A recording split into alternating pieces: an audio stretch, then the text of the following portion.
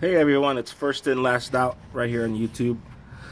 I just reached 13,000 miles on my 2016 Dodge Charger RT. I just want to give you guys a little update as to how the car is driving, any recent mods that I have installed, any upgrades, and just an overall consensus, a little update how everything's been going. So far the car's been running great.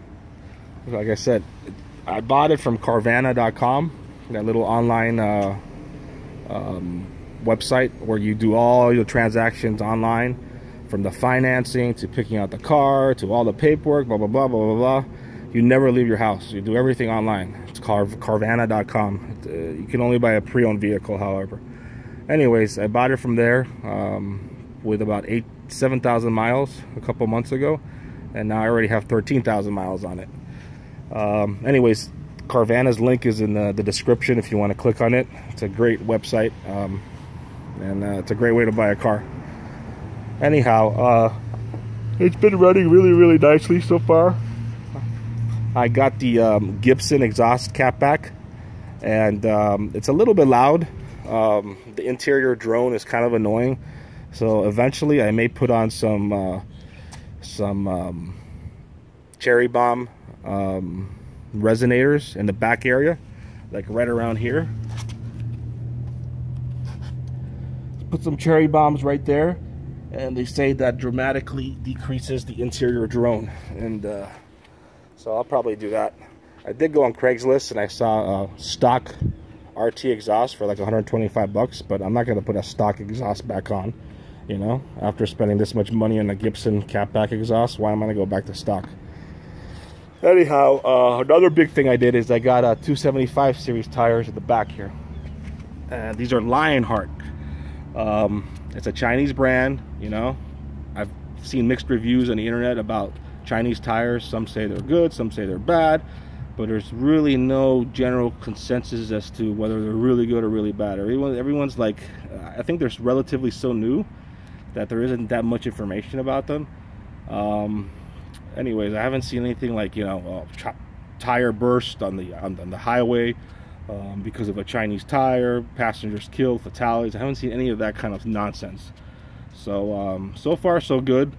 They handle great in the here in the South Florida wet summer weather. They handle really great. Traction's really great.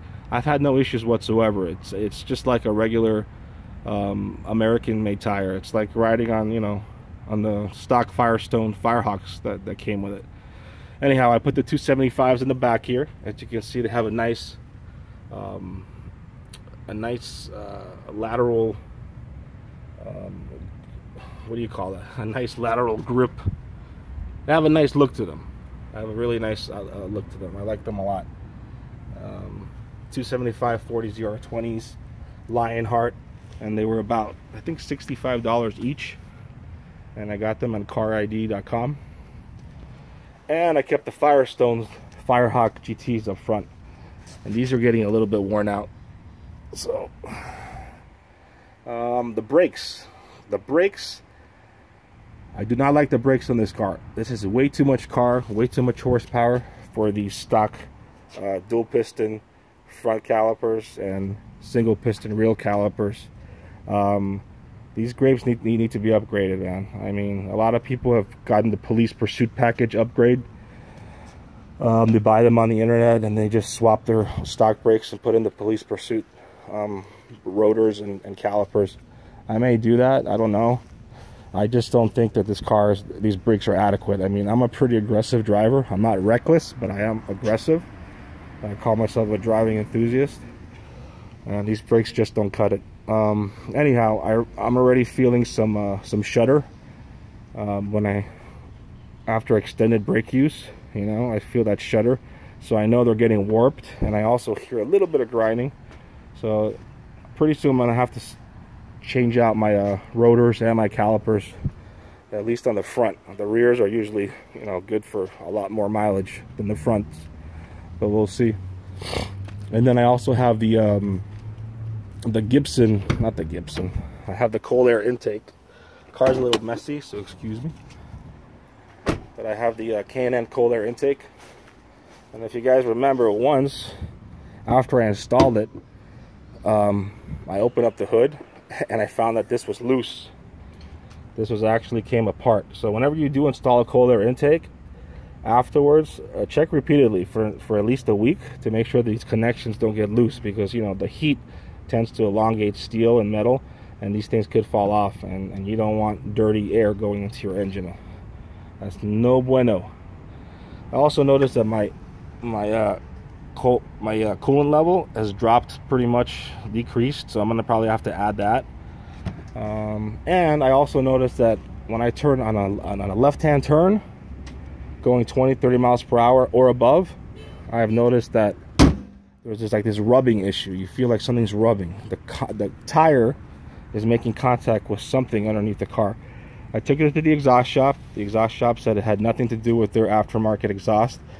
So I'm probably gonna have to take it into the dealership, since it's under warranty, and find out what's causing that sound, because it doesn't sound right. At first I thought it was one of these flaps or something like that, but I don't see anywhere underneath that the tire's actually making contact. So hopefully it's something minor and not a big issue. All right, so I'm gonna do a little drive-by right now so you guys can hear the Gibson exhaust, because now it's kind of settled in. You can really hear its deep aggressive tone. It's nice hollow aggressive sound, pure Americana. All right, check it out.